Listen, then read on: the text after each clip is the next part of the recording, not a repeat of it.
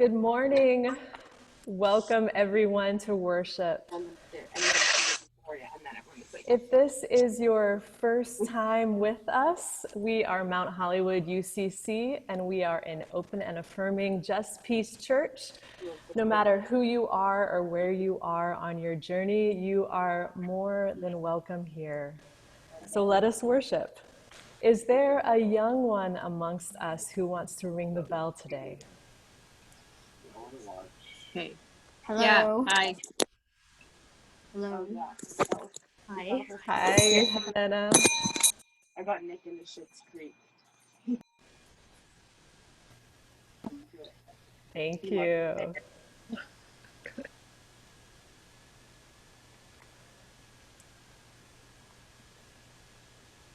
Do we have any announcements today? Yes, I have an announcement. Carrie?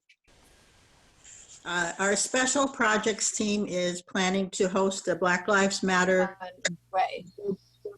vigil on Saturday, October 17th at 4:30 p.m. in the church garden. We welcome your input as to envisioning the format of the vigil, and we invite contributions of art, poetry, and other forms of creative expression. We will, of course, be social distancing and wearing face coverings. Our intention is to host quarterly Black Lives Matter social justice vigils on an ongoing basis, either in the courtyard or the garden. Future dates will be in January, April, July, and October of 2021. Please contact us with your ideas or suggestions. Frankie's, Ashley's, and my emails will be in the chat. Thank you. Thanks. Anyone else? It looks like we have another announcement in the chat, Carmen, from Jean. Can you see that? The food pantry is still active, meeting every Saturday morning at MCC Church from 6:30 to 9:30. And if you think that's too early, you are wrong. Last week, they had 150 clients. So you can bring your donations to our church on days when our minister is there to the open sanctuary. Thank you, Jean. I am here on Wednesday mornings and Saturday afternoons for sure. And then if there's other times you want to bring donations, please just reach out to me. And Jim is reminding us that there's a forum on propositions on the ballot after worship today. Coffee time propositions. Katie, did you have your hand up? Katie? Yes. Sorry, I'm on my phone, so I'm befuddled. Yes. So next Saturday afternoon at 2, and the following Saturday at 2, we'll do a little Zoom letter writing with Vote Forward, and I'll make sure I give the link and information out to everybody soon. I'll put the organization name in the chat too. I think people will enjoy it and appreciate it. Thanks. Thank you. Anyone else? I have one. Anybody who would like one of these? Christians 4, to put over your other signs, right? So that we can make it safe for our evangelical brethren and sistren to vote the way we wish they would. Yes? So if you'd like one of these, email me and give me your address and I will send it to you. I have a whole stack of them. Something we made for Progressive Christians Uniting. So Great. Thanks. I have one more announcement. Today is World Communion Sunday, and so it's the day in our Christian calendar where we unite with Christians around the world and all partake in communion together. So if you have not already done so, I invite you to just have bread or crackers or tortillas and a beverage close by. Anyone else?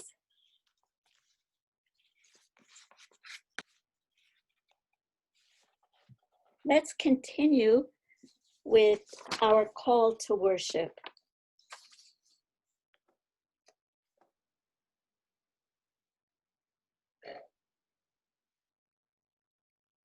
And the table will be wide, and the welcome will be wide, and the arms will open wide to gather us in, and our hearts will open wide to receive, and we will come as children who trust there is enough, and we will come unhindered and free, and our aching will be met with bread, and our sorrow will be met with the cup of blessing.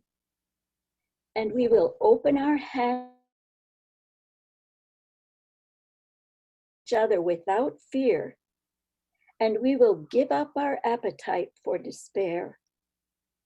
And we will taste and know of delight, and we will become bread for a hungering world, and we will become drink for those who thirst. And the blessed will become the blessing, and everywhere will be the feast.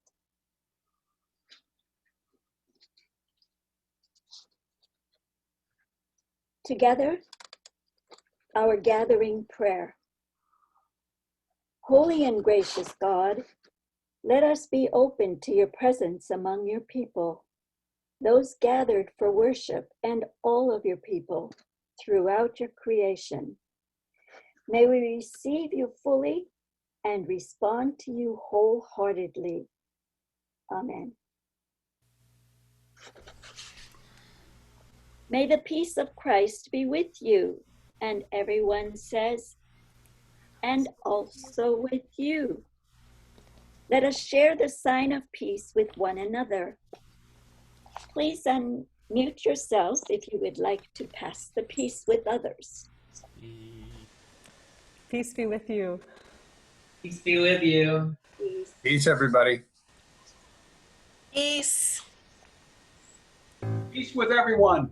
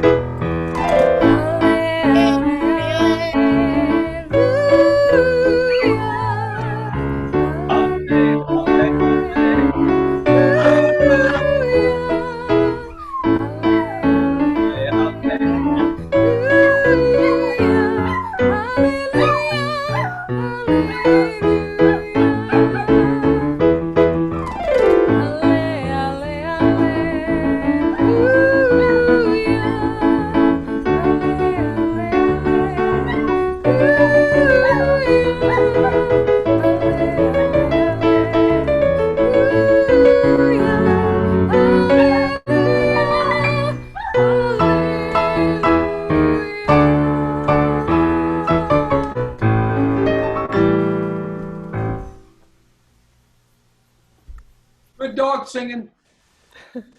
We had some help that time.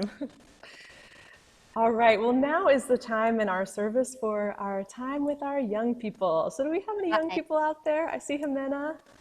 As always. As always, love it, tried and true. Campbell's here. Hi, Campbell. Hello. It is good to see you both. Yes. Well, I was wondering, do you guys know what today is? I mentioned it a little bit earlier in the service. It's a special day. I already forgot. You already forgot. I have for some reason, some things I have short-term memory. That's okay. You know, I'm having a hard time with my memory right now, too. I think it's something about this time. Well, Campbell, do you remember what I just shared a little bit ago? It's something that's happening all over the world today. I kind of know what it Communion, communion all over the world. That's right, Campbell. That's right. It's World Communion Sunday. So, do you guys remember ever celebrating this before? Nope. No. Not ever. Not at all. Well, World Communion Sunday was started back in 1936. So that was like a very, very long time ago. And it was a time in our world that was, a little bit scary and a little bit unsure. And so the Presbyterian Church decided that in the time of this anxiety, that they would declare the first Sunday in October a day where Christians all over the world partake in the sacrament of communion. I'm gonna finish this and then. So that means that most Christians throughout the world today are doing exactly what our church is doing. So I was wondering, I'm going to put a map up here, and I want to show you something very cool.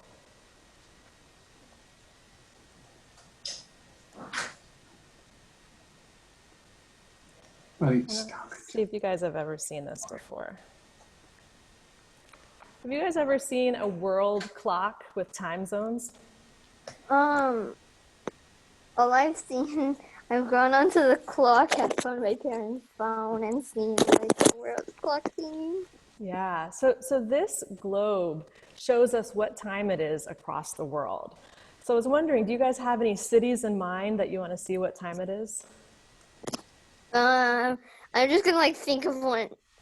Seattle, my friend's from there. I don't know. Okay, Seattle is on our same time zone. What about, so it's 10:50 there as well. Oh, okay. What about someplace a little bit further away? Campbell, do you have any cities that you want to know what time it is? Oh, I know. I have another one. Okay. Tokyo. Tokyo? Let's do Tokyo. Well, it's 2:50 in Tokyo right now. Oh, so you already know it's 2:50. So you add that 12 hours or subtract. That's right. It's probably a very Minneapolis. Minneapolis. That's where your dad's from, right? Where your There brother it is? should I think it's 12:50 there. You are right. Yeah, it's 12:50. Campbell, do you have any burning cities you want to know what time it is there? I think we already did that one. No, Indianapolis, not Minneapolis. No. It's in so right now in what's the name? Korea. It's night right now, actually. You are right. It is nighttime in Korea. So it's 2:51 in the morning. I just had it. That's right. Yeah, because they have a little bit of a time difference. That's right. So as you can see, it's all different times throughout the world. And you know what that means? No. That means that every single hour today, someone is going to be taking communion. So when you are after church and you're outside playing with your friends, there's going to be Christians somewhere in the world taking communion. And when you were asleep before you even woke up, there was someone across the ocean taking communion. And so it's this powerful thing that unites us. So when you as Christians. So when you think about today, know that somewhere around the world, someone is going to be doing exactly what we do here in Los Angeles. Okay. All right. Well, why don't we say a prayer? You guys want to put your pinkies up? Dear God, thank you for the gift of Jesus. He just looks at mom's and no gifts. And thank you for uniting us with Christians around the world. This day and all days. Amen.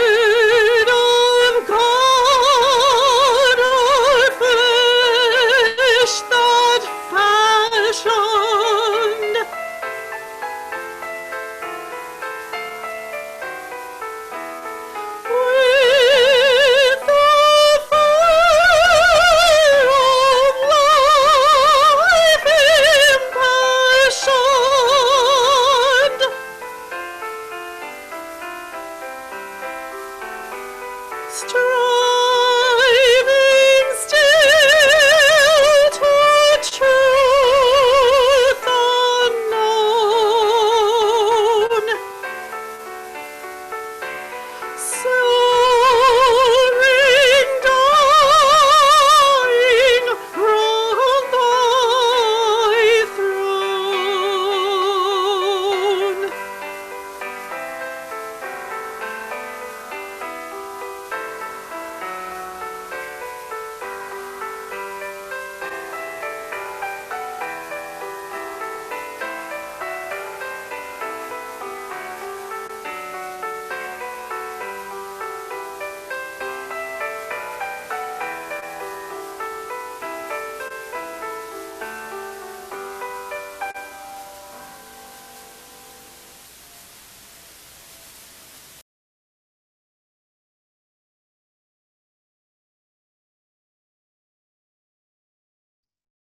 Thank you, Radha.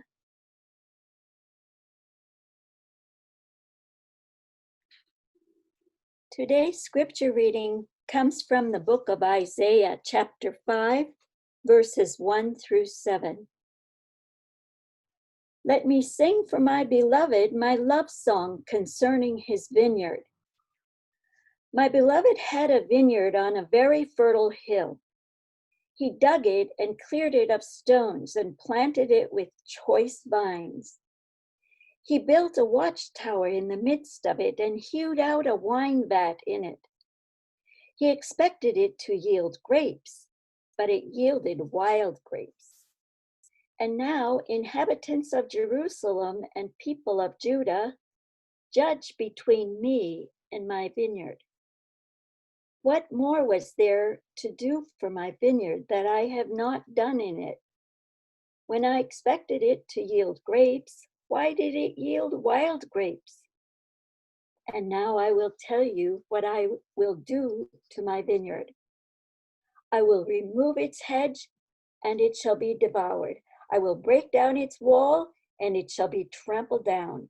I will make it a waste. It shall not be pruned or hoed, and it shall be overgrown with briars and thorns. I will also command the clouds that they rain no rain upon it. For the vineyard of the Lord of hosts is in the house of Israel, and the people of Judah are his pleasant planting. He expected justice, but saw bloodshed, righteousness, but heard a cry.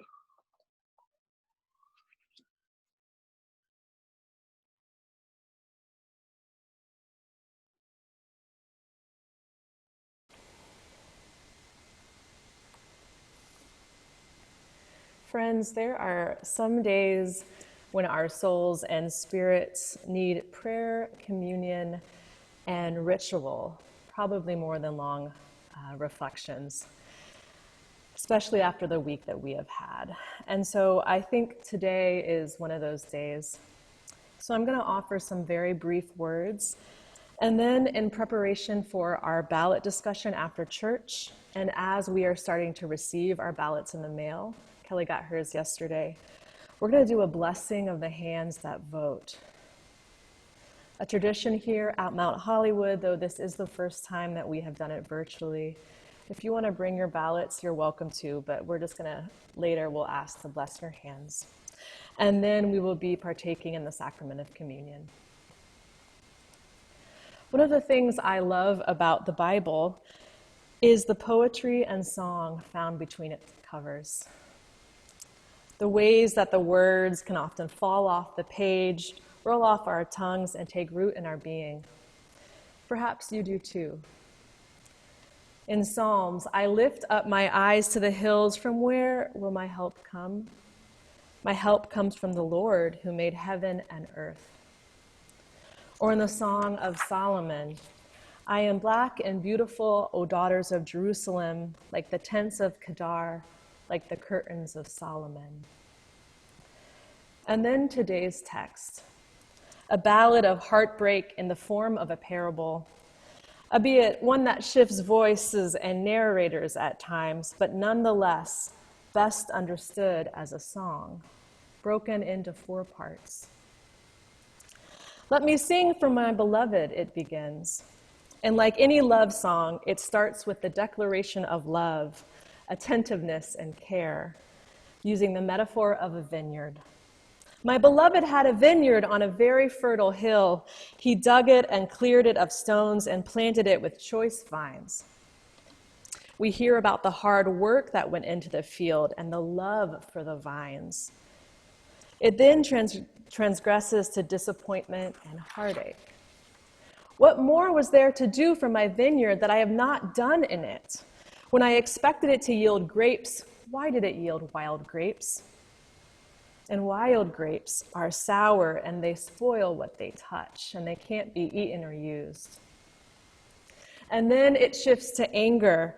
And now I will tell you that what I will do in my vineyard. I will remove its hedge, and it shall be devoured. I will break down its wall, and it shall be trampled down. And then finally, the song ends with what was hoped for yet not received. He expected justice, but saw bloodshed, righteousness, but heard a cry. We may be familiar with this pattern of emotions.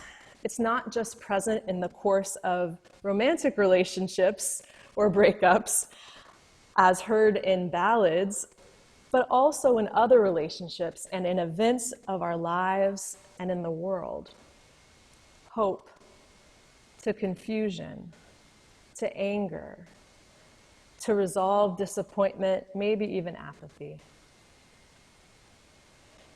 Today, we may be at stages 2, 3, or 4, or maybe all of them are at once, or maybe we're sort of vacillating between the 4, or maybe we don't even know what to make of our feelings this week.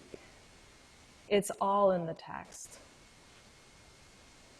And if we were to really dig deeper, as hundreds of scholars have over the years, believe me, I read a lot, we discover that this love song alludes to the just and unjust treatment of humans by other humans. And in this case, the oppressors are not distant empires, but neighbors. Now, I'm not an expert on the early grape-growing practices of the ancient world, but I do know that grapes were often grown on hillsides, terraced by retaining walls, which is what the text is referring to. And the walls were built from rocks gathered in the surrounding soil. And the purpose of the wall was to both collect fertile soil and to protect the vines from animals. And so in this text, when God expresses her disappointment and knocks down these walls, it's no small thing. For grapes were a staple food, not just for the wine, but for the preservation of raisins throughout the year. They were crucial for survival. As James Burns shares, we are the characters in a divine love song. The failure to create justice and righteousness has broken the divine's heart. But as with many texts in the Bible, the passage that we read today is one part of the long arc of Isaiah. It's just one snapshot. It's not the final story. And just 5 chapters later, we read, "A shoot shall come out from the stump of Jesse, and a branch shall grow out of his roots. The Spirit of the Lord shall rest on him, the Spirit of wisdom and understanding." Out of what seems barren, new growth. Out of heartbreak, new wisdom. Out of disappointment, movement. Out of uncertainty, certainty.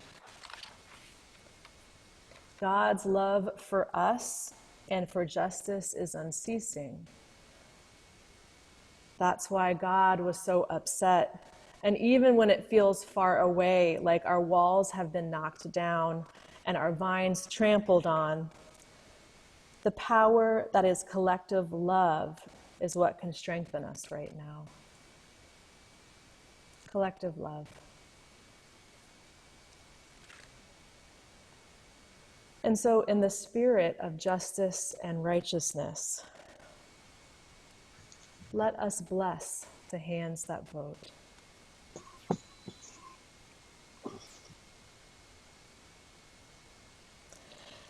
If you have the privilege of voting, it is our responsibility and our joy to cast ballots.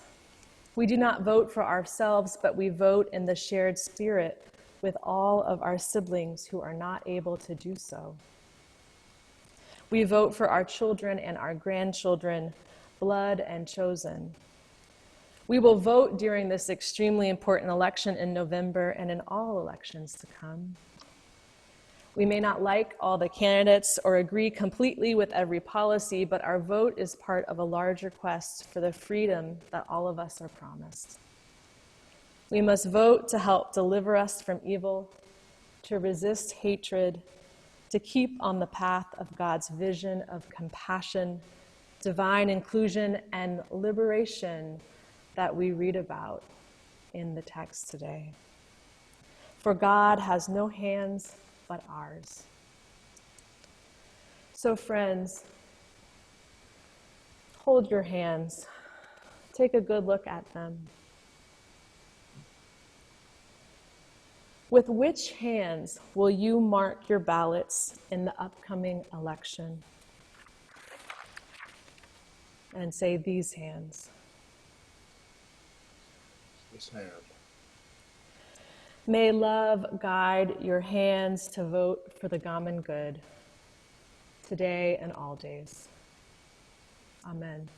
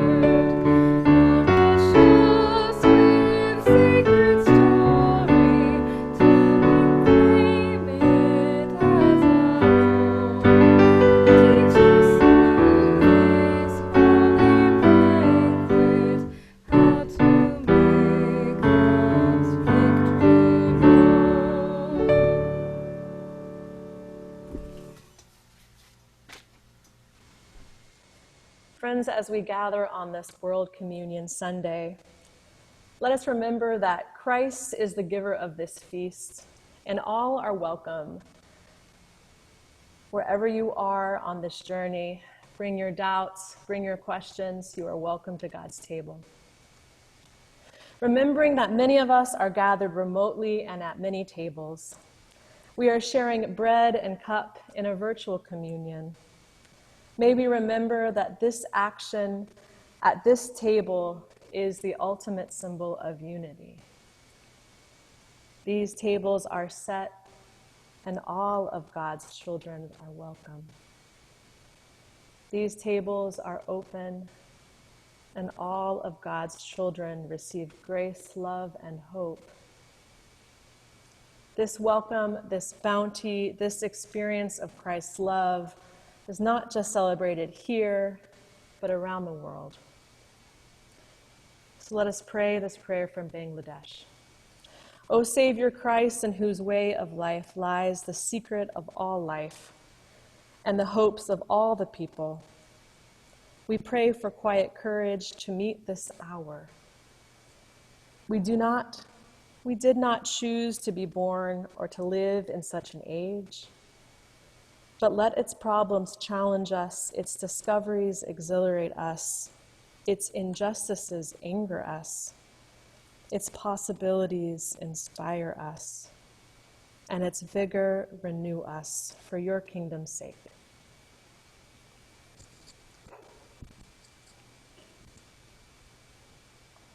Bless this cup, that it may nourish us for the journey. Bless this bread, that it may sustain us. The bread of life, the cup of love.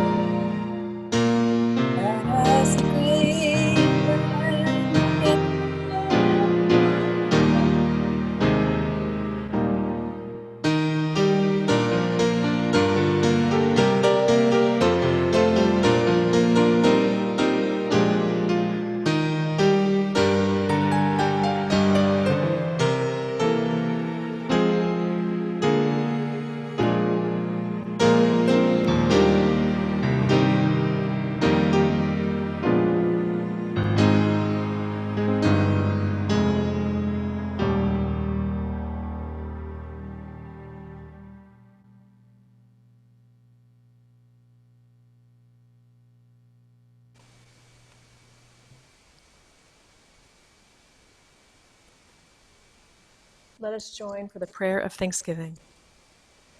As one body, we lament with those who lament. We hope with those who hope. We live with suffering. We live with beauty. Let us go from this table as a renewed community, doing the radical work of Jesus that calls us to live justice-making lives of faith. We are followers of God's way, and we give thanks.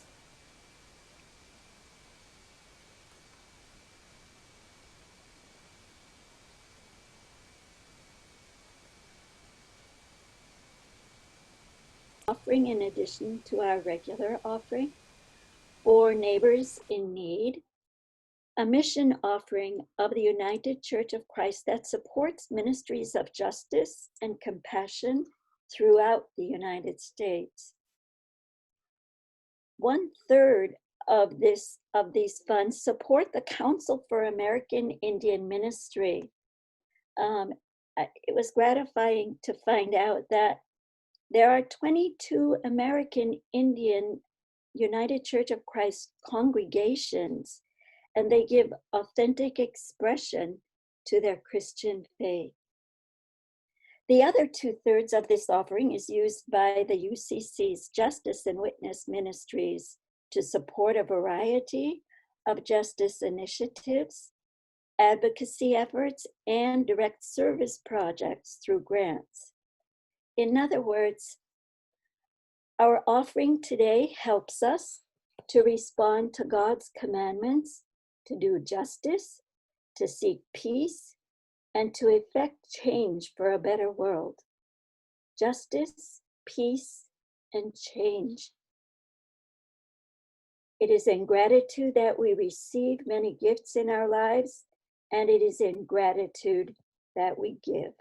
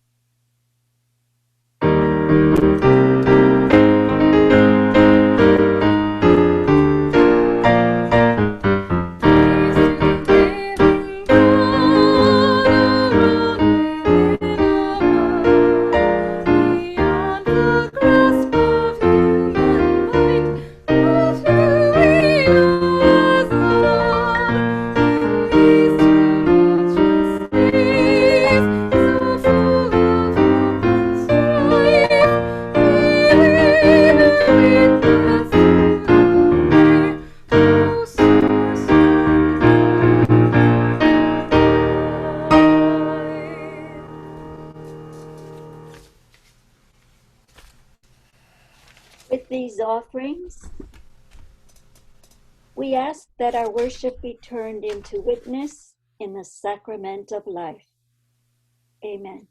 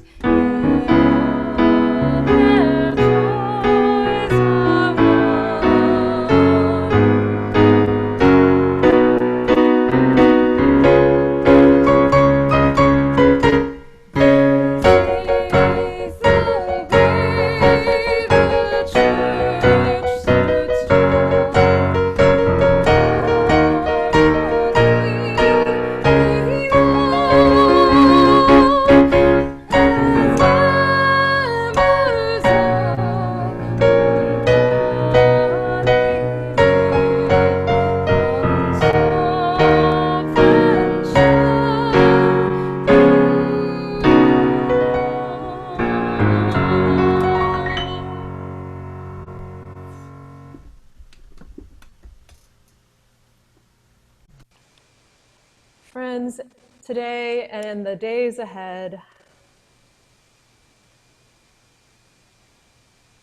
hold on to all that is gentle. Christ go with you in all that is brave, and Spirit go with you in all that is free. Go in peace to love and serve our God. Amen.